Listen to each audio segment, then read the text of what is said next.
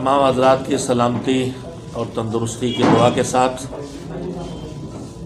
और उनकी खिदमत में तस्लीमात अर्ज़ करते हुए ये गुजारिश है कि सबसे पहले मैं शुक्रगुज़ार हूँ इस बात का कि आप हज़रात बहुत शार्ट नोटिस पे तशरीफ़ लाए हैं, जबकि आप इंतहाई दर्जा मशगूल होते हैं, लेकिन जो आवाज़ पहुँचाना है वो आप ही के ज़रिए मुमकिन है। और आपके पास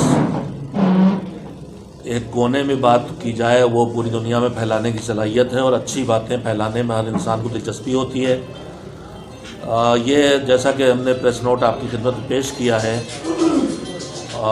ये कॉन्फ्रेंस तकरीबन 53 साल पुराना एक ऑर्गेनाइजेशन है तंजीमुल मकातिब, जिसका शुरू से काम है कैरेक्टर बिल्डिंग और अच्छे इंसानों को तैयार करना, आपस में भेदभाव मिटाना, भाईचारा कायम करना और जो हमारे देश की पहचान है गंगा जमनी तहज़ीब जिसे हम लोग कहते हैं उसको बाकी रखना। इस सिलसिले में तकरीबन कंट्री के 18 राज्यों में हमारे यूनिट्स हैं जो बच्चों की तालीम का ध्यान रखते हैं। उसमें स्कूल्स भी हैं, कोचिंग्स भी हैं और छोटे छोटे मकतब भी हैं। इस वक्त जो हालात हैं हमारे मुल्क में, हमारा मुल्क, हमारा देश मशहूर है पूरी दुनिया में आपसी मेल मोहब्बत के लिए, एक दूसरे को बर्दाश्त करने के लिए, एक दूसरे का ख्याल रखने के लिए। हालात ऐसे पैदा हुए हैं कि हमारी ये पहचान और जो हमारी इस सोसाइटी में हम अमन और चैन से रहते हैं, उस अमन और चैन को ख़तरा पैदा हो रहा है। मैंने लिखा है कि चूँकि इस समय बड़ी तेज़ी से असामाजिक तत्वों का टोला कुरान और हज़रत मोहम्मद मुस्तफ़ा सल्लल्लाहु अलैहि वसल्लम के पैगाम को मिस इंटरप्रेट करके भ्रांतियाँ फैला रहा है और निरंतर ये संदेश देने की कोशिश कर रहा है कि सारी समस्याओं की जड़ कुरान और हज़रत मोहम्मद मुस्तफ़ा सल्लल्लाहु अलैहि वसल्लम का बताया हुआ संदेश है।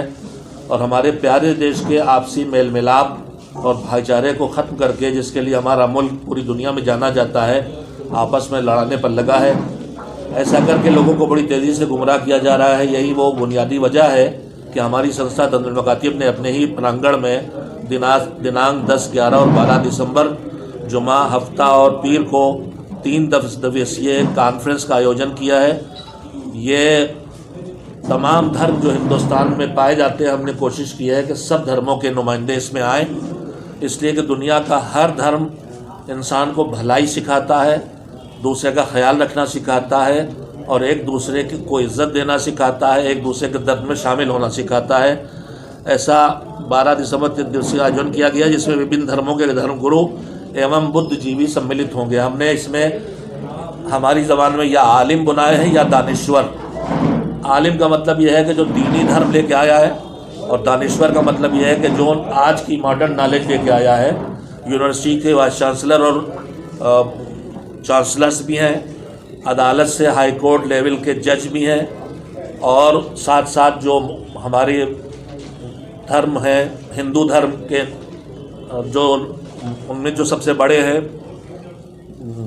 गुरु नानक जी के मानने वाले, सिख धर्म में, ईसाई धर्म में, हमने सबको दावत दी और सब ने बहुत इस काम को सराहा भी है और पूरी तरह साथ देने का वादा किया है और मैसेजेस भी दिए और आएंगे भी। विभिन्न धर्मों के धर्मगुरु एवं बुद्धिजीवी सम्मिलित होंगे, जिसका शीर्षक एक ईश्वर की इबादत और मानवता की सेवा। ये किसी भी धर्म में आप चले जाएंगे, मूल मैसेज धर्म के अंदर यही निकलेगा आपको। अब चूँकि बात भ्रम फैलाया जा रहा है कि ये कुरान और मोहम्मद कुछ और सिखा रहे हैं, लिहाजा हमने इसको रखा है एक ईश्वर की इबादत और मानवता की सेवा, कुरान और मोहम्मद का संदेश। धर्म गुरु एवं बुद्धिजीवी अपने विचार प्रकट करके विभिन्न धर्मों के मानने वालों को एक दूसरे के करीब लाने और भाईचारे को बढ़ाने का कार्य करेंगे। इस कॉन्फ्रेंस में देश के बड़े बड़े रिसर्च स्कॉलर्स अपने अपने लेख भी प्रस्तुत करेंगे। हम लोग कुछ लेख प्रस्तुत करेंगे, कुछ पढ़ेंगे। हमने ऐसे शायर भी बुलाए हैं जो इन्हीं चीज़ों को आगे बढ़ाएं, इसी बात को कहें, इसलिए जो बात शेर में कही जाती है वो बहुत जल्दी जगह बनाती है। ये तो जो आप चीज़ें इसमें लिखा वो बता रहे हैं जी।